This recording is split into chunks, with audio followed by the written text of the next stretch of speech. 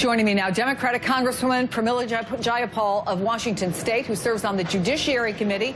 She's also senior whip of the Democratic caucus. Congresswoman, good morning. Good morning.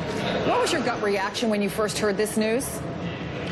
Well, I think, like so many people, I felt like this is dangerous and reckless behavior on the part of this president. It endangers our national security.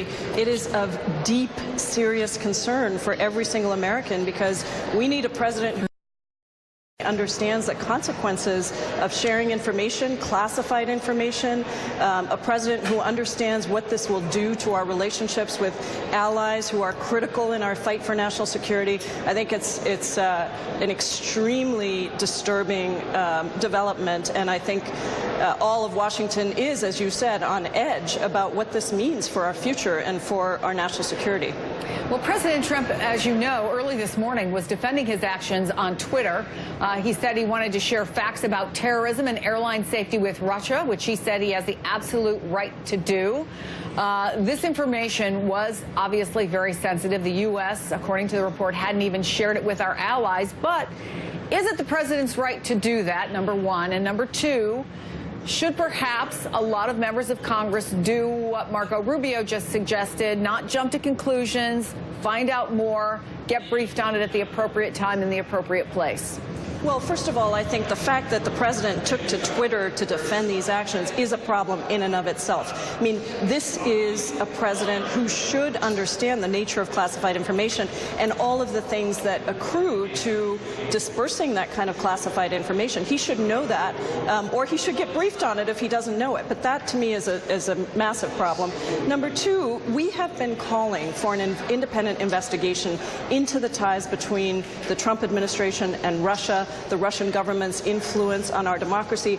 These actions, starting with everything that happened before the firing of James Comey to the firing of James Comey right as he was about to ask for more resources for that investigation, to now the sharing of classified information with Russia, really should make every American think about what is it that Russia has over this president that he is so afraid to actually conclude an independent investigation. That is what we're looking for.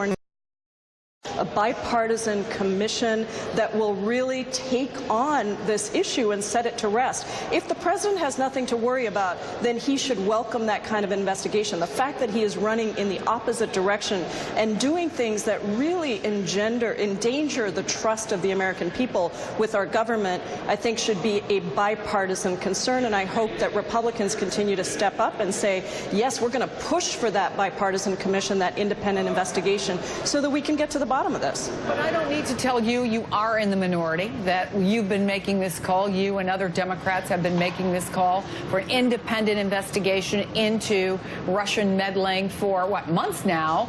Does this feel different to you? And I ask that acknowledging that a lot of people are still making their way back to Washington this morning.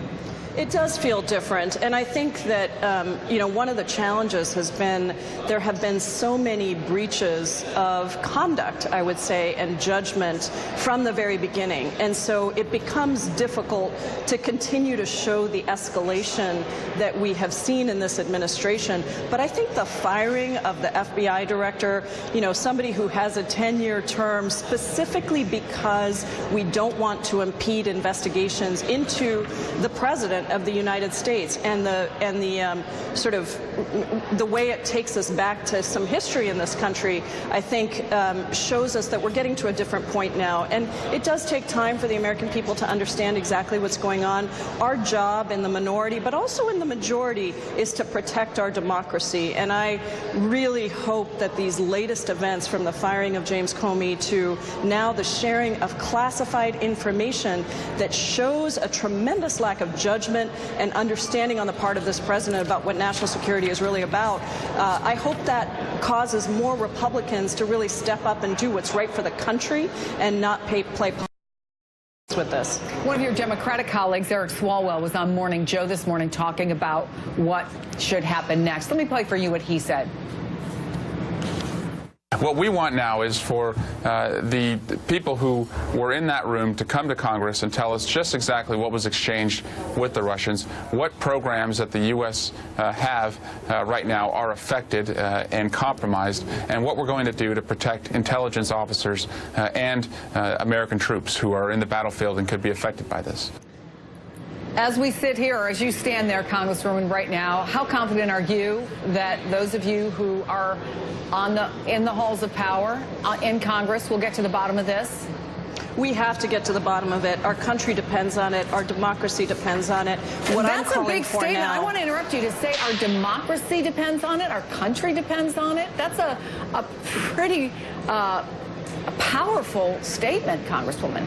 It is, and I think it's really true. I think that's why you see the attention to this. If we do not understand what the connections are between a foreign government, Russia, and the United States, if we are not confident that the President of the United States and this administration is protecting ultimately the interests of the American people, that is our democracy at stake.